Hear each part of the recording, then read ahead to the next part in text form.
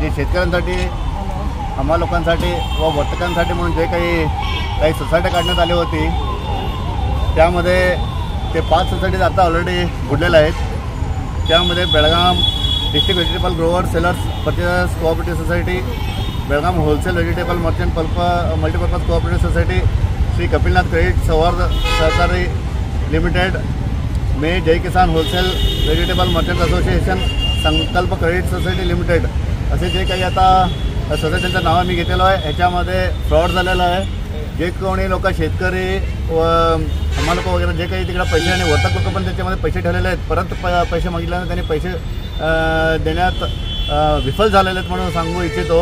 मग हे जे आता झालेलं आहे ह्यांना जे काही आता त्या नुकसानची भरपाई कोण देणार होता, त्यासाठी आम्ही सर्व लोकांना सांगितलं आहे की सर्व जे काही नुकसानधारक आहे त्याच्यामध्ये ते सर्व लोकांना आपण सांगितलं की पोलीस कंप्लेंट त्यांच्यावरती केलं पाहिजे आणि जे कोणी डायरेक्टर लोक आहेत त्या डायरेक्टर लोकांचे जे स्वतःचे माल म्हणतात ते विकून तरी हे सर्व गोरगरीब लोकांचे पैसे परत मिळवण्यासाठी आम्ही प्रयत्न करत आहेत। आणि याच्यामध्ये जे काही परवाचे जय किसान होलसेल मार्केटच्या बरोबर त्यांना सपोर्ट देण्यासाठी म्हणून आमदार अभय पाटील त्यांनी आले होते।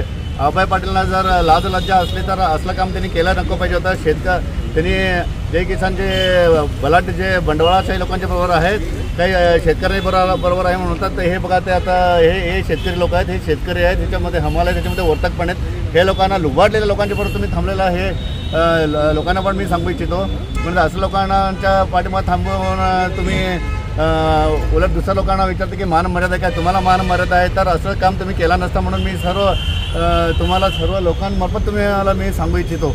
म्हणतं तर आज बेळगावमध्ये कोट्यावधी पैसे बुडवण्यात आलेलं आहे, त्याच्याबद्दल आता कोण भरपाई करणार होतं? आमदार अभय पाटीलचं ह्यांना भरपाई मिळवून द्यायला पाहिजे म्हणून असं मी सांगू इच्छितो। आणि जे मोहन मनोळकर म्हणून आहे 2014 पासून त्याच्यामध्ये आतापर्यंत 14 ते 15 लाख रुपये त्यांनी आता जे लोक सोसायटीमध्ये ठेवलेले पैसे त्यांच्या स्वतःच्या अकाउंटमध्ये घेतलेले आहेत। ते सौहार्द कर्नाटक सौहार्द जे काय असते ते फेडरेशन त्याच्यामध्ये ते आढळून आलेलं आहे आणि फ्रॉड केलेला आहे म्हणून त्यांच्याबद्दल काहीतरी तुम्ही कारवाई करणार का मान्य आमदार साहेब म्हणून ते पण त्यांना विचारू इच्छितो तुमच्यामार्फत म्हणून असं मी सांगू इच्छितो।